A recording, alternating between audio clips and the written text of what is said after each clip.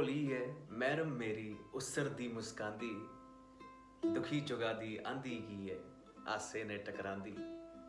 धर्मां दा वादे दा माणू सोची सोची टुरदा, दिल जलदा पर उफ नहीं करदा, बिचो बिची कुरदा।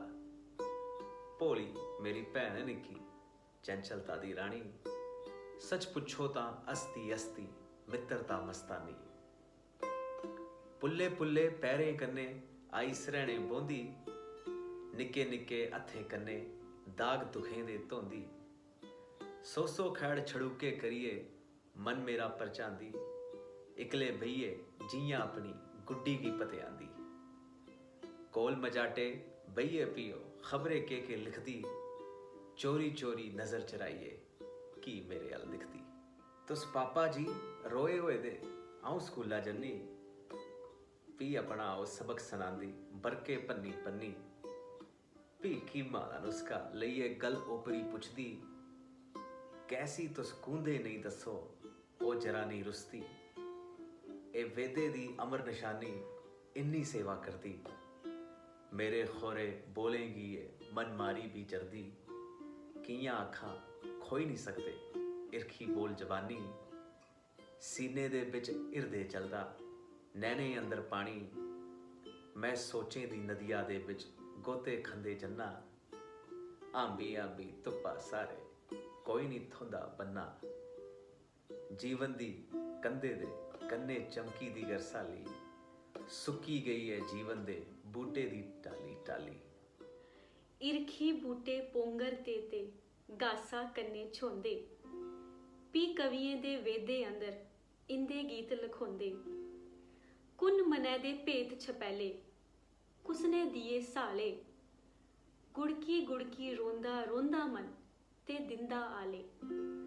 उस बिदना दे खाते अंदर ऐसा लेख लखोंदा, इक नजरी गी मैरम मिलदे इक की धोखा होंदा।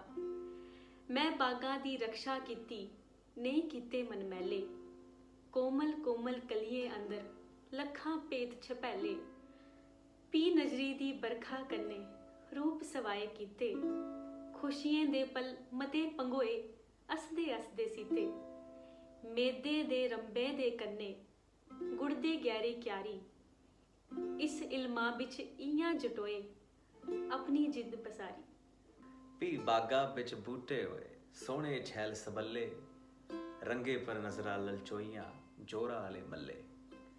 फुल खिड़े ते अस्से पड़ुए फुल किरे तारोए, ए बागा दा इरखा कैसा कंडे ने पलमोए।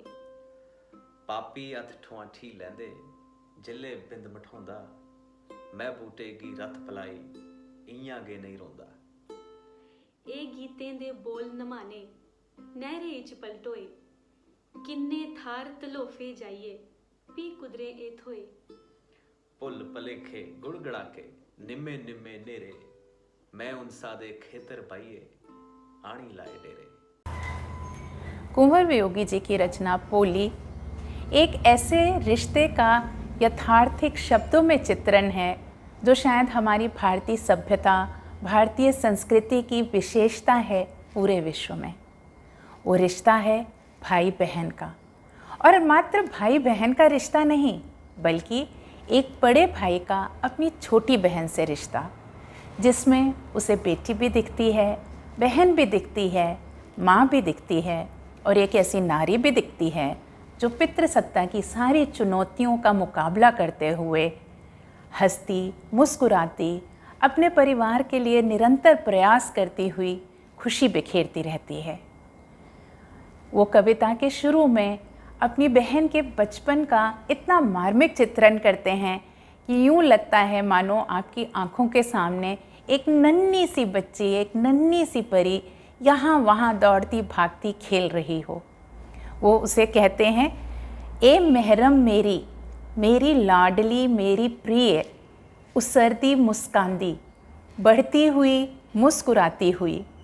वो उसे चंचल दादी रानी बोलते हैं, चंचलता की रानी, वो चंचलता जो उनके घर का जीवन है, वो चंचलता जो वो बिखेरती है पूरे परिवार में और जीवंत कर देती है उस परिवार को, वो उसे चंचलता की रानी कहते हैं।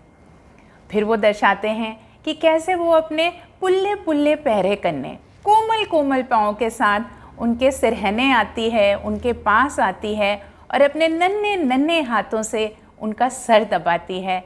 बिल्कुल एक माँ के वात्सल्य का उन्हें आभास कराती है।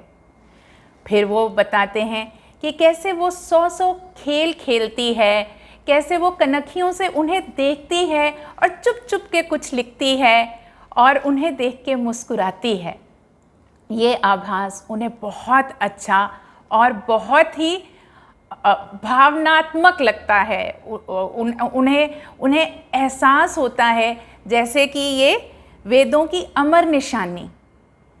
हमारे वेद भी स्त्री का बहुत मान करते हैं, बहुत सम्मान करते हैं और कभी भी इस कविता में कहता है, वेदों दी अमर निशानी, वेदें दी अमर निशानी इन्नी सेवा कर दी, कि ये बहन, ये उनकी छोटी बहन वेदों की अमर निशानी है और इतनी सेवा भाव से अपने पूरे परिवार का ध्यान रखती है, अपने पूरे परिवार की सेवा करती है।